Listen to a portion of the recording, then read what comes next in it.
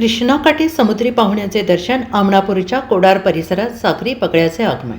सांगलीच्या पलूस तालुक्यातील आमणापूर येथील कृष्णा नदीच्या पात्रात विशेषतः कोंडार परिसरात अत्यंत दुर्मिळ अशा वेस्टर्न रीफ हेरॉन अर्थात सागरी बगळ्याचे दर्शन झाले आहे. पक्षीप्रेमी संदीप नाझरे यांनी या पक्ष्याची नोंद केली असून समुद्रकिनाऱ्याचा हा रहिवासी कृष्णाकाठी आढळून आल्याने पक्षी अभ्यासकांमध्ये मोठी चर्चा सुरू झाली आहे. वेस्टर्न रीफ हेरॉन हा पक्षी प्रामुख्याने खाऱ्या पाण्याच्या प्रदेशात म्हणजे समुद्रकिनारे आणि खाडी परिसरात वास्तव्यात असतो.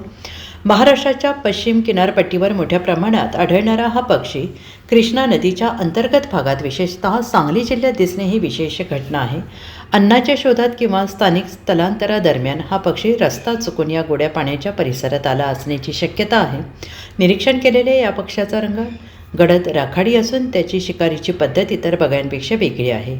नदीकाठी आढळणाऱ्या सामान्य पांढऱ्या बगळ्यांच्या गर्दीत हा सागरी बगळा आपल्या वेगळ्या रंगरूपामुळे उठून दिसत होता. या पक्षाला मराठीत सागरी बगळा म्हणून ओळखलं जातं. Bureau report, SBN Marathi, Sangli.